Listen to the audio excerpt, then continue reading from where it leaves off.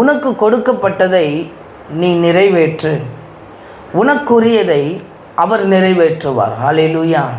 எனக்கு என்ன கொடுக்கப்பட்டிருக்கிறதோ அதை நான் நிறைவேற்றும் பொழுது எனக்குரியதை அவர் நிறைவேற்றுகிறார். ஆனால் நம்ம என்ன செய்கிறோம்? தலைக்கீழ பண்ணுகிறோம். எனக்கு உரியதை நான் என்ன செய்கிறேன்? நிறைவேற்றிருக்கிறேன். எனக்கு கொடுக்கப்பட்டதை நான் நிறைவேற்றுகிறது இல்லை. ஆனால் எனக்கு உரியதை மட்டும் நான் பார்க்குறேன். எனக்கு என்ன வேணுமோ அதை பார்க்குறேன். ஆனால் எனக்கு என்ன கொடுக்கப்பட்டு இருக்கிறதுன்னு நீங்கள் பார்க்கணும். எனக்கு என்ன வேணும்? ஆசீர்வாதம் வேணும், என் பிரச்சனை மாறணும், என் சூழ்நிலை மாறணும், அதெல்லாம் நல்லது தான். ஆனால் அதை மாத்திரம் நாட்டை செலுத்தாமல் எனக்கு என்ன கொடுக்கப்பட்டிருக்கு? உங்களுக்கு ஒரு சபை கொடுக்கப்பட்டிருக்கு, உங்களுக்கு ஒரு ஊழியர் கொடுக்கப்பட்டிருக்கிறார், உங்களுக்கென்று ஒரு சபையில் உட்கார்றதுக்கு இடம் கூட கொடுக்கப்பட்டிருக்கு. இப்போலாம் ஃப்ரீயாக இருக்குது சேரு. ஒரு நாள் வரும், இதெல்லாம் வீடியோவில் ரெக்கார்டில் தானே இருக்குது, அன்றைக்கி இதெல்லாம் போட்டு காட்டுவேன். அன்றைக்கி உட்கார்றது கூட இடம் இல்லாமல் முந்தி அடிச்சுக்கிட்டு வருகிற நாட்கள் தேவன் கொண்டு வருவார். ஆமென். இதுதான் விசுவாசம். விசுவாசத்தின்படி கர்த்தர் நடத்துவார். அப்போ எனக்கு என்ன கொடுக்கப்பட்டிருக்கு அதை நான் நிறைவேற்றும் பொழுது தான் எனக்குரியதை நிறைவேற்றப்பட முடியும். அதனால தான் இயேசு கிறிஸ்து சொல்லுகிறார், முதலாவது தேவனுடைய ராஜ்யத்தின் நீதியும் தேடு, அதுக்கப்புறம் இவைகள் எல்லாம் கூடவே என்ன செய்யப்படும்? கொடுக்கப்படும் உங்களுக்கு. அப்போ எனக்குறித்ததை நான் நிறைவேற்றும் பொழுது தேவன் எனக்குரியதை நிச்சயமாய் நிறைவேற்றுவார். இன்றைக்கு உங்களுக்குரியது என்ன? உங்களுக்கு கொடுக்கப்பட்டிருக்கிற ஊழியம் என்ன? தேவன் உங்களுக்கு என்ன கொடுத்திருக்கிறார்? அந்த தாளந்தெல்லாம் இன்றைக்கி என்ன செய்கிறோம்? புதைச்சி வச்சிட்டோம். அந்த கிருபைகளை எல்லாம் இன்றைக்கி என்ன செய்கிறதில்ல, பார்க்குறதில்ல. அந்த அபிஷேகத்தை எல்லாம் என்ன செய்கிறோம்? ஓர வச்சிட்டோம். ஆனால் நம்ம எனக்குரியதை என்ன செய்கிறோம்? நிறைவேற்றுகிறதுக்கு ஓடுகிறோம். எனக்குரியதான காரியம் நடக்கணும் சொல்லி அதற்காக ஓடுகிறது நம்ம கால்கள். ஆனால் எனக்கு கொடுக்கப்பட்டதை நிறைவேற்றுகிறதுக்கு என் கால் ஓடும்போது எனக்குரியது கர்த்தர் உங்களுக்குரியதை நிச்சயமாக என்ன செய்வார்? நிறைவேற்றி முடிப்பார். லூக்கா எழுதின சுவிசேஷம் 19வது அதிகாரம் 13வது வசனத்தை வாசிப்போம். லூக்கா எழுதின சுவிசேஷம் 19வது அதிகாரம். பவுல் இந்த தீமோத்தேயுவை பார்த்து சொல்லுகிறார், ஒரு இளம் வாலிபனை பார்த்து, உன் மன தெளிவுள்ளவனாயிரு, உன் ஊழியத்தை நீ நிறைவேற்றுன்னு சொல்லி. அப்போ எனக்கு கொடுக்கப்பட்டதை நான் நிறைவேற்றுனா கர்த்தர் எனக்கு கொடுக்கப்பட்டிருக்கிறத எனக்குரியதை ஆண்டவர் எனக்கு ஆசீர்வாதமாக என்ன செய்கிறார்? மாற்றுகிறார். ஒரு நாள் லெட்டர் வந்தது, உனக்கு பொள்ளாச்சியில் நான் அசிஸ்டண்ட்டாக போட்டிருக்கிறேன் அப்படின்னு சொல்லி ஸ்தாபனத்திலேருந்து எனக்கு லெட்டர் வந்தது. என்னுடைய தரிசன பாதை இந்த பகுதியில் இருக்கிறதுனால எனக்கு பொள்ளாச்சி போகிறதுக்கு 100% எனக்கு மனதில்லை. ஆண்டவரிடத்தில் நான் ஜெபித்தேன். அப்போ கர்த்தர் எனக்கு சொன்ன காரியம், நான் சொன்னதை நீ செய், உனக்குரியதை நான் என்ன செய்கிறேன்? ஆசீர்வாதமாக நான் கொடுப்பேன் அப்படின்னு. அப்போ எனக்குரியது அங்கே கர்த்தர் என்னதோ வைத்திருக்கிறார், எனக்கு கொடுக்கப்பட்ட வேலை அங்கே ஏதோ ஒன்று இருக்குது என்று சொல்லி நான் ஜெபித்து தேவனிடத்துல அந்த திட்டங்களை வாங்கிட்டு நான் என்ன செய்யிட்டேன்? பொள்ளாச்சிக்கு கடந்து போனேன். போய் ஒரு சில மாதங்கள் தான் ஆண்டவர் ஏற்ற துணையை எனக்காக அங்கே வைத்திருந்தார். வரும்போது ஏவாளோடு வந்துட்டேன். போகும்போது ஆதாம் மாதிரி தனியாக போனேன், வரும்போது ஏவாளோடு வந்தேன். யாக்கோபு மாதிரி தனியாக போனேன், வரும்போது இரு பரிவாரங்கள் மாதிரி என் மனைவியோடு வந்தேன். இரு பரிவாரங்கள்னொன்று உடனே வேறு எதையும் எடுத்துகிட்டு வரல, ஒன்று மனைவி, இன்னொன்று லக்கேஜுன்னு தான். வரும்போது ஒரு பெட்டியோடு போனேன், போகும்போது வரும்போது 4 பெட்டியோடு வந்தேன். இப்படி வருவதற்கு ஆண்டவர் உதவி செய்தார். அப்போ நமக்கு என்ன கொடுக்கப்பட்டிருக்கிறதோ அதை நான் நிறைவேற்றும் போது எனக்குரியதை அவர் நிறைவேற்றுகிறார். இந்த ஏற்ற துணையை பார்க்குறதுக்கு ஒரு நாள் நாங்கள் கடந்தே போயிருந்தோம். இதெல்லாம் ஏன்னா எனக்குரியதை நான் என்ன செய்கிறேன்? நிறைவேற்றணும். ஒரு நல்ல பொண்ணு எனக்கு கிடைக்கணும் சொல்லி அவங்க அதை பேசி இதை பேசி கூட்டிகிட்டு போனாங்க. அதில் துளி கூட எனக்கும் சித்தம் இல்லை. ஆண்டவருடைய நடத்துதலும் அதில் எனக்கும் சுத்தமாக தெரியல. அடையாளத்தை கேட்டேன், கர்த்தர் அடையாளத்தை கொடுக்கல. சமாதானமும் இல்லை. எனக்கு நல்லா தெரியும் அது தேவனுடைய சித்தமே இல்லைன்னு. ஏன்னா எனக்குரியதை நான் நிறைவேற்றுகிறதுக்கு போகிறேன். எனக்கு ஒரு பொண்ணு கிடைக்கணும் அப்படின்னு சொல்லி 4 பேர்கிட்ட சொன்னனால அவங்க ஒரு இடத்த சொன்னாலும் போய் பார்ப்போம். ஆனால் எனக்கு கொடுக்கப்பட்டதை நான் நிறைவேற்றியிருந்தேன்னா எனக்குரியதை தன்னாலே என்ன செய்தார்? கர்த்தர் கொண்டு வருகிறார். இந்த ஊழியம், உங்களுக்கு ஒரு ஊழியத்தை கர்த்தர் கொடுத்திருக்கிறார். சபையில் உங்களுக்குன்னு சில பொறுப்புகள் இருக்கும். ஒருவேளை அந்த பொறுப்புகள் இல்லை என்றால் ஊழியரிடத்திலே, சபையிடத்தில் நீங்கள் கேட்ட அந்த ஊழிய பொறுப்பை பெற்றுக்கொள்ள வேண்டும். அதுதான் உங்களை ஆசீர்வாதமாய் கர்த்தர் நடத்துவார். இந்த வசனத்தை வாசிப்போம். லூக்கா எழுதின சுவிசேஷம் 19வது அதிகாரம் 13வது வசனத்தை வாசிப்போம் என்றால், இல்லை 19:13, புறப்படும் போது அவன் தன் ஊழியக்காரரில் 10 பேரை அழைத்து அவர்களிடத்தில் 10 ராத்தல் திரவியங்களை கொடுத்து, நான் திரும்பி வருமளவும் இதை கொண்டு வியாபாரம் பண்ணுங்கள் என்று சொல்லி, ஒரு எஜமான், ஒரு பிரபு ஒரு ஊழியக்காரனை பார்த்து ஒரு 10 பேர்கிட்ட என்ன செய்கிறார்? ஒரு வியாபாரத்தை செய்யுங்கள், ஒரு 10 திரவியத்தை அவங்களுக்கு கொடுக்கிறார். இது யார் சொல்லுகிறார்? இயேசு கிறிஸ்து சீஷர்களுக்கு ஊமையாக அந்த இடத்துல சொல்லுகிறார் இந்த சம்பவத்தை. இந்த பிரபு தூர தேசத்துக்கு புறப்பட்டு போகிறதுனால ஒரு 10 பேரை அழைச்சி 10 பேருக்கு ஒரு பொறுப்பை என்ன செய்கிறாரு? கொடுக்குறார். அதில் 10 திரவியங்களை கொடுத்து நீங்கள் வியாபாரம் பண்ணுங்கள், இதை கொடுக்குறாங்க. இந்த 10 பேர் என்ன செய்கிறாங்க? இந்த ஊழிய பொறுப்பை இப்போ எடுக்கிறாங்க. இப்போ அவங்களுக்குன்னு ஒரு வாழ்க்கை கொடுக்கப்பட்டாச்சு, அவங்களுக்குன்னு ஒரு பொறுப்பு கொடுக்கப்பட்டாச்சு, அவங்களுக்குன்னு ஒரு ஊழியத்தை கொடுக்கப்பட்டாச்சு. இதை எப்படி செய்கிறோம் என்கிறது தான், எப்படி நிறைவேற்றி முடிக்கப் போகிறோம் என்கிறதெல்லாம் தான் கர்த்தர் நமக்கு செய்ய வேண்டியதே இருக்குது. நமக்கு செய்ய வேண்டியது நம்ம செய்யக்கூடாது. கர்த்தர் சொல்லுகிறத நாம் செய்யும்போது ஆண்டவர் நமக்குரியதை செய்கிறவராக இருக்கிறார். புரிந்துதா? இப்போது இந்த ஊழியத்தை எப்படி செய்ய போகிறாங்க? இதை ஒரு 3 பேர் இங்கே செய்கிறாங்க. இந்த ஊழியத்தை எப்படி இதை செய்கிறாருங்கள் பாருங்கள். ஆமென். அடுத்து 16வது வசனத்தை வாசிப்போம். இல்லை 15வது வசனத்தை வாசிப்போம். அவன் ராஜ்யத்தை பெற்றுக்கொண்டு திரும்பி வந்தபோது தன்னிடத்தில் வாசிப்போம், திரவியம் வாங்கியிருந்த அந்த ஊழியக்காரரில் அவன் வியாபாரம் பண்ணி சம்பாதித்ததை இன்னதென்று அறியும்படிக்கு அவர்களை தன்னிடத்தில் அழைத்து கொண்டு வர சொன்னான். இந்த பிரபு கடந்து போய்விட்டு இப்போ ரிட்டன் வர இந்த ஓனர் ரிட்டன் வந்த உடனே யார் யார் என்னென்ன செஞ்சாங்க இதை வைத்துன்னு சொல்லி அந்த வாங்கின எல்லாரையும் இப்போ அழைக்கிறார். கர்த்தர் வருமளவும் நம்மளுடைய காரியத்தை நம்ம நிறைவேற்றி முடிக்கணும். எவ்வளோ சீக்கிரம் அதை நிறைவேற்றி முடிக்கிறோமோ, ஏன்னா ஆண்டவருடைய வருகை சமீபமாக இருக்குது. இது ஆண்டவர் அதற்கு தான் உதாரணமாய் சொல்லுகிறார்.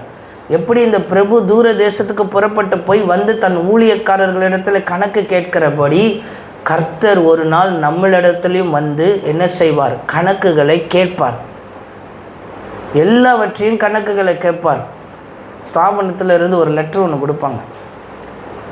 எத்தனை டியூப் லைட் இருக்குது, எத்தனை ஃபேன் இருக்குது, எத்தனை சேர் இருக்குன்னு எழுதி கொடுக்கணும். அதில் கணக்கு கேட்குறாங்க. உதவித்தொகை கொடுத்தாலும் அதுக்கு நம்ம கணக்கு கொடுக்க வேண்டும்.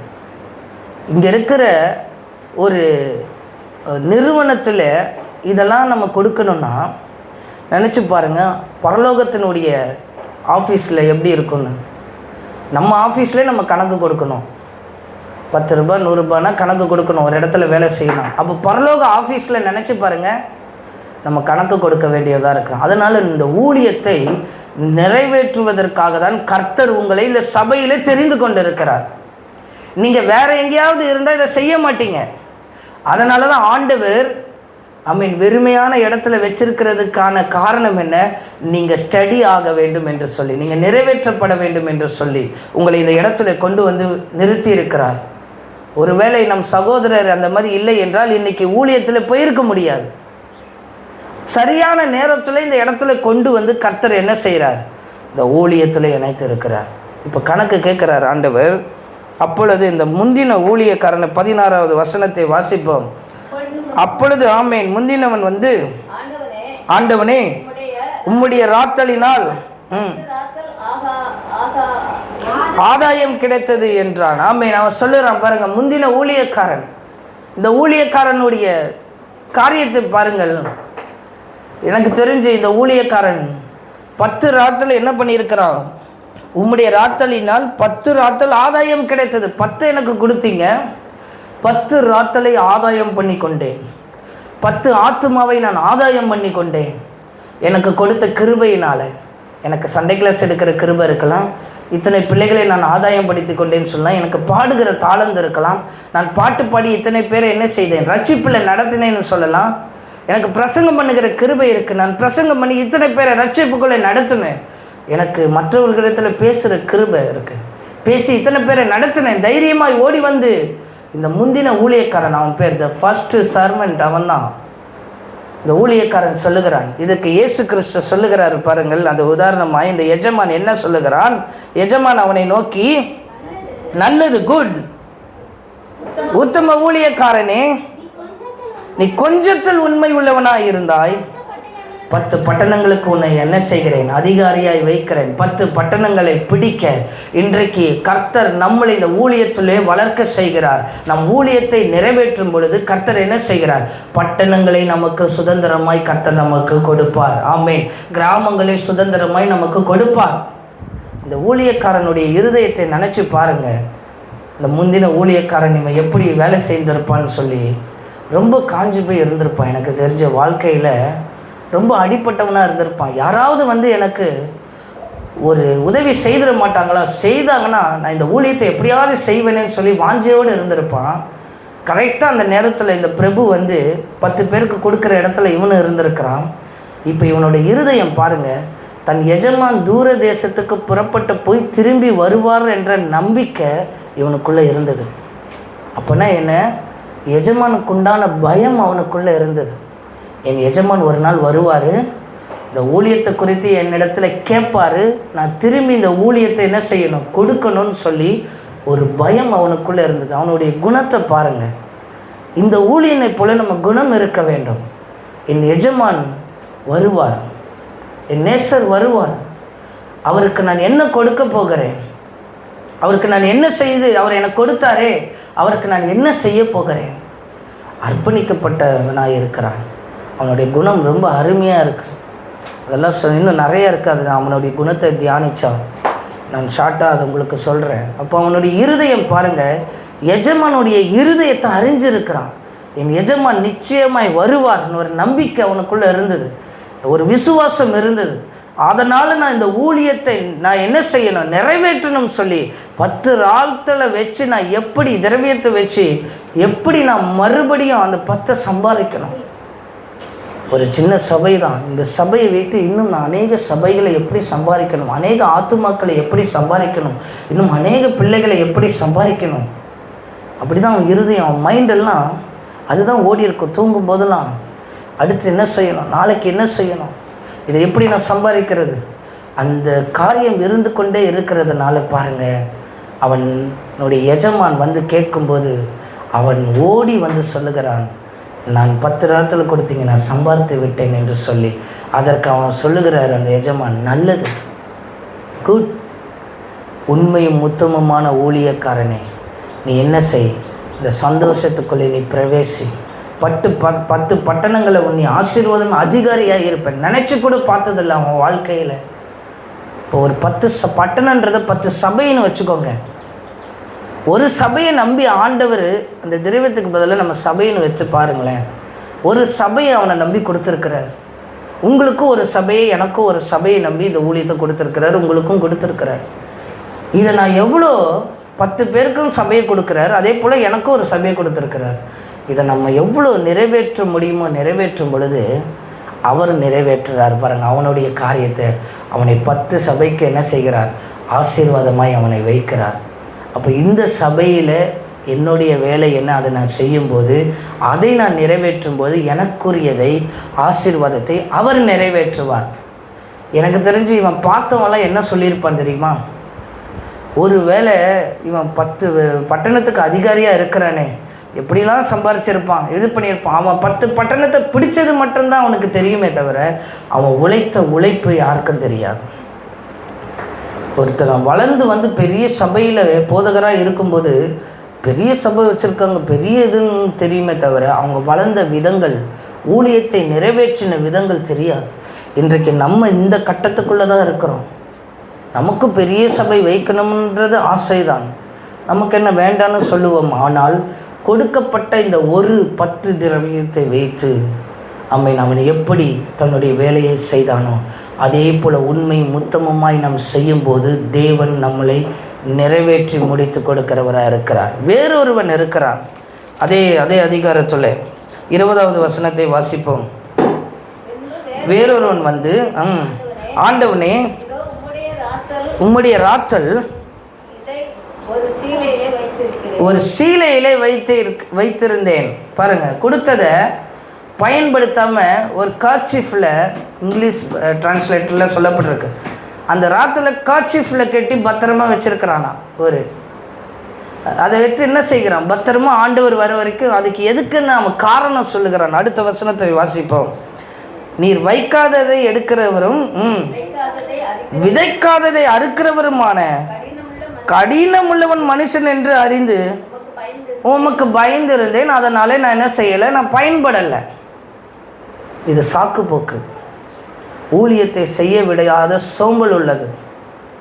இதே சம்பவத்தை நம்ம மத்தேயுல வாசிக்கும்போது, வாசிக்க வேண்டாம் சொல்லுகிறேன், தாளந்தை குறித்து சொல்லித்திருக்கோம். ஒருத்தனுக்கு 5 தாளந்து 2 தாளந்து கொடுத்துருப்பாங்க. அதில் இதே ஆள் அதை சொல்லும்போது சொல்லுவான், அதில் ஆண்டவர் கீழே சொல்லுகிறார், சோம்பலும் பொல்லாதமும் உள்ள ஊழியக்காரனே அப்படின்னு சொல்லி, உன்னை என்ன செய்கிற, இருளில் தூக்கி போடுகிறேன்னு சொல்லப்பட்டிருக்கோம். செய்கிறதுக்கு இன்ட்ரெஸ்ட் இல்லை. முதல்ல இவனுக்கு தாளந்தை வாங்கிட்டான், செய்கிறதுக்கு இன்ட்ரெஸ்ட் இல்லை, அவனுக்கு செய்யணும்னு ஒரு உற்சாகம் இல்லை, வாழ்க்கையை குறித்ததான நோக்கம் இல்லை. ஆனால் அந்த முந்தின ஊழியக்காரனுக்கு நோக்கம் இருந்தது. எதற்காக நான் பிடிக்கப்பட்டனோ அதை நான் ஆசையாய் தொடருகிறேன். பவுல் சொல்லுகிறான், தன் ஊழியத்தை நிறைவேற்றி முடிக்கிறான். இதன் முதல் நீதியின் கிரீடம் எனக்காக வைக்கப்பட்டிருக்கிறது. விசுவாசத்தினால் நல்ல போராட்டத்தை போராடினேன். இது முதல் நீதியின் கிரீடம் எனக்காக வைக்கப்பட்டிருக்கிறது.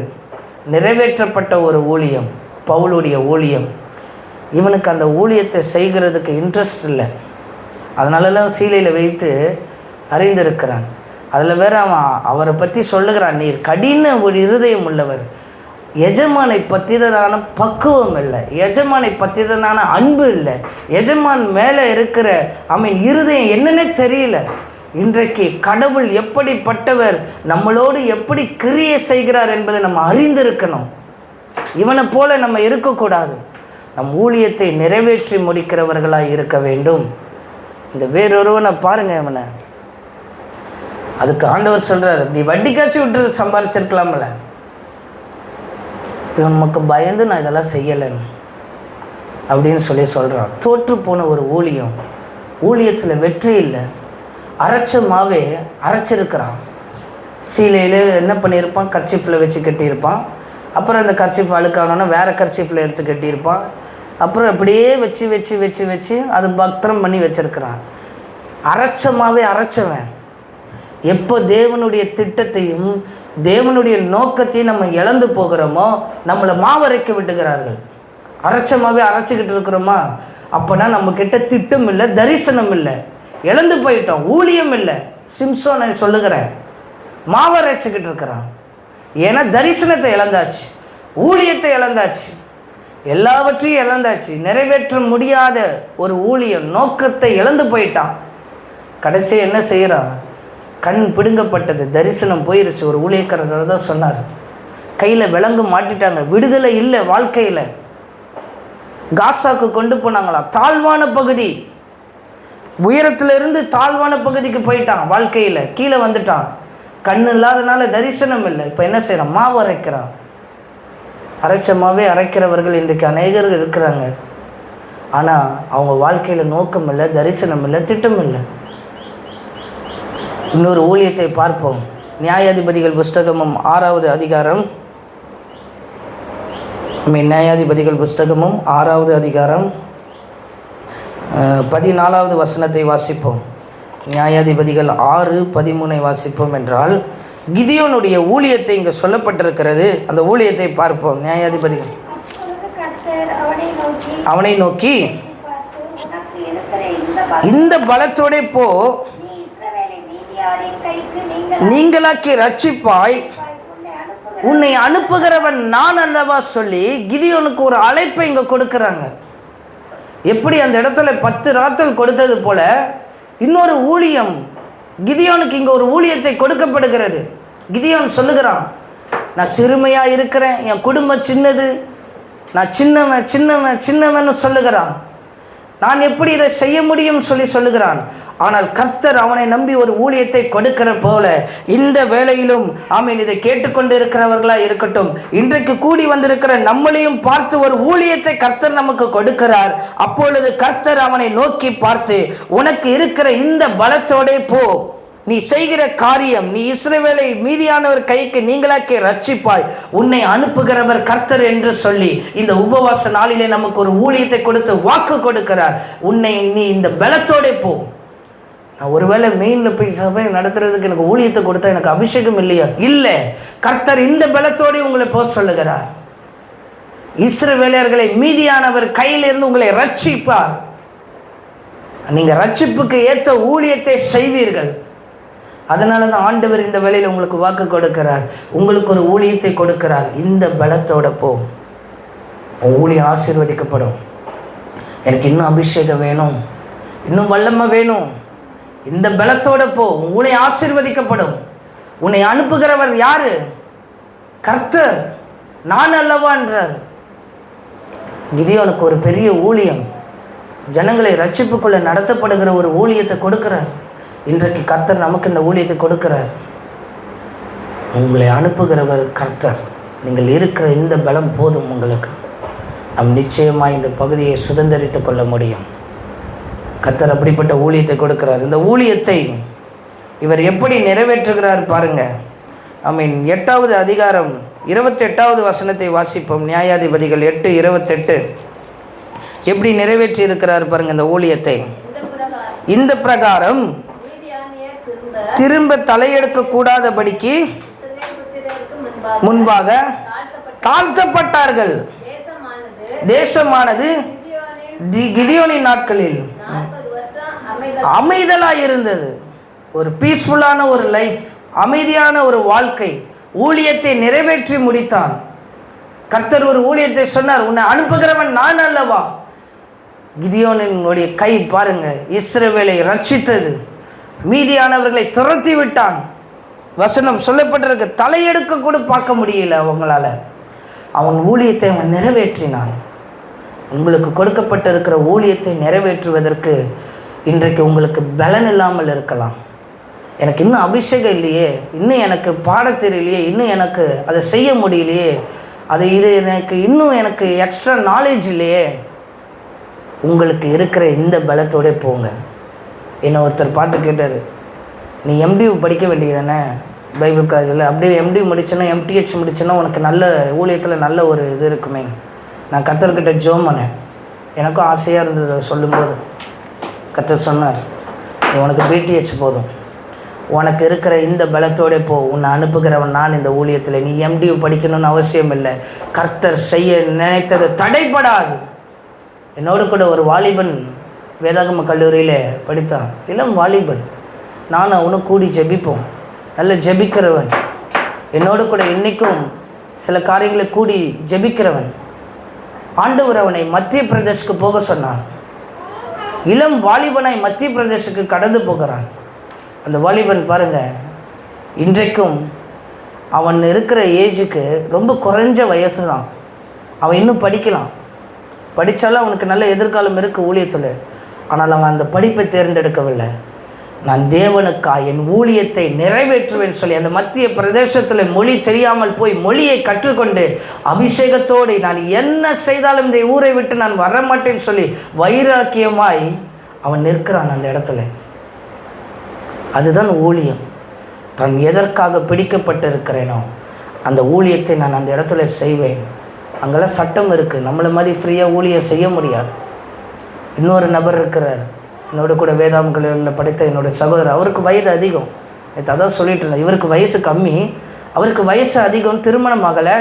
ஆனாலும் இமாச்சல் பிரதேசத்தில் போய் தன் ஊழியத்தில் அவ்வளோ குளிர்லையும் எதற்காக நான் பிடிக்கப்பட்டனோ நான் நிறைவேற்றி விடுவேன்னு சொல்லி வைராக்கியமாக இங்கே நின்று கொண்டு இருக்கிறாங்க. எதற்காக இவங்களாம் அதை செய்கிறாங்க? தியாகத்தோடு கொடுக்கப்பட்ட ராத்தலை 10 ராத்தலாய் மாற்றுவதற்காக கொடுக்கப்பட்ட இந்த ரட்சிப்பை இந்த ஜனங்களுக்குள்ளே கொடுக்கும்படியாக. நார்மலானது கிடையாது ஜம்மு காஷ்மீர். நேற்று அதை குறித்து பேசும்போது தான் எனக்கே தெரியும். ஊழியர்கள்லாம் விழுந்து போகிற ஒரு இடம். 8 வருஷம் கழித்து தமிழ்நாட்டிலேருந்து முதல் ஒரு 8 வருஷம் கழித்து இப்போ தான் ஊழியத்துக்குள்ளே ஒரு ஆள் போயிருக்கிறாங்க தமிழ்நாட்டிலேருந்து. அவர் சொன்னாராம், போகும்போது அங்கே பிளாங்கெட் வாங்குறதுக்கு காசு இல்லையாம் குளிருக்கு. அப்போது அவங்க அப்பா கிட்ட கேட்டால் கொடுப்பாங்கன்னு சொல்லி சொன்னாராம். ஆனால் அவர் ஜோம் பண்ணாராம், எங்கள் அப்பா கிட்டலாம் கேட்க மாட்டேன், நீர் என்னை கொண்டு வந்தீர்ல, நீர் எனக்கு கொடுங்கன்னு சொல்லும்போது ஆண்டவர் அற்புதமாக இன்னி வரைக்கும் அந்த தேவைகளை எல்லாம் சந்தித்து கொண்டு வருகிறார். அவங்க அப்பா கிட்ட இன்னும் பணம் வாங்காம எப்படி நடத்துகிறாரு பாருங்கள். எதற்காக இதெல்லாம் செய்கிறாங்க? ஊழியத்தை நிறைவேற்ற. மதமாற்ற சட்டம் அங்கே இருக்குது. இந்தியாவில் மொத்தம் 10 மாநிலத்தில் மதமாற்ற சட்டம் இருக்குது. அதில் ஜம்மு காஷ்மீரும் ஒன்று. அங்கே பாஸ்டர்லாம் சொன்னால் உங்களை உள்ளே வச்சுருவாங்க. ஆனாலும் அவருடைய ஊழியத்தை பாருங்கள். டீச்சர் என்று தன்னை வெளிப்படுத்தி கொண்டு அந்த இடத்துல ஊழியம் செய்து கொண்டு இருக்கிறார். தன் ஊழியத்தை நிறைவேற்றுகிறதற்காக, கொடுக்கப்பட்ட ஊழியத்தை நிறைவேற்றுகிறதற்காக. உங்களுக்கு இருக்கிற இந்த அபிஷேகம் போதும், உங்களுக்கு இருக்கிற இந்த பலன் போதும், உன்னை அனுப்புகிறவன் நான் அல்லவான்னு கர்த்தர் சொல்லுகிறார். ஊழியத்தை உங்களால் நிறைவேற்ற முடியும். நிறைவேற்றி முடியுங்கள். கர்த்தர் காரியத்தை வாய்க்க செய்வார். இந்த ஊழியத்தை கிதியோன் நிறைவேற்றுகிறான். கிதியோனுடைய குடும்பத்தை கிதியோனுடைய காரியத்தை கர்த்தர் நிறைவேற்றுகிறார். அடுத்தடுத்த வசனத்தில் வாசித்தா தெரியும் அவனுக்கு எத்தனை பிள்ளைகள் இருக்கிறாங்க. 30வது வசனத்தை வாசித்தோம் என்றால், கிதியோனுக்கு அநேக ஸ்திரீகள் இருந்தார்கள். அவனுடைய கர்ப்ப பிறப்பான குமாரர்கள் 70 பேர். பெரிய குடும்பத்தை ஆண்டவர் ஆசீர்வாதமாக அவனுடைய காரியத்தை கொடுத்துருக்கிறாரு பாருங்க. ஆனால் இதே கிதியோன் ஊழியத்தை ஆரம்பிக்கும் போது எப்படி தெரியுமா இருந்தார்? மீதியானவருக்கு பயந்து என்ன செய்கிறார்? போரடித்து கொண்டு இருக்கிறார். அவன் திருடிட்டு போயிடுவான்னு சொல்லி பயந்ததை போரடித்து கொண்டு இருக்கிறார். வெறுமையான வாழ்க்கையை துவங்கின கிதியோன் முடிக்கும்போது ஒரு பெரிய ஆசீர்வாதமான குடும்பத்துக்குள்ளே பிரவேசிக்க கர்த்தர் அவனை ஆசீர்வதித்தார். அவன் குடும்பத்தை தேடி ஓடலை, குடும்பத்துடைய காரியத்தை சந்திக்கப்படலை. அவன் ஊழியத்தை அவன் செய்யும்போது அவனுடைய காரியத்தை கர்த்தர் நிறைவேற்றுகிறார். அதை தான் நான் உங்களுக்கு ஆரம்பத்திலே சொன்னேன். உனக்கு கொடுக்கப்பட்டதை நீ நிறைவேற்று, உனக்குரியதை கர்த்தர் நிறைவேற்றி முடிப்பார். இன்றைக்கி எங்களுக்கு கொடுக்கப்பட்ட ஊழியம் இந்த இடத்துல ஒன்று. நாம் அதை செய்யும்போது கர்த்தர் நம்மளை பெரிய காரியத்திற்கு நேராக நம்மளை கொண்டு செல்வார். கண்களை மூடி நாம் ஜெபிப்போம். ஆண்டவர் சமூகத்தில் ஷாக்காதாரா பாலாரம் ஹாலே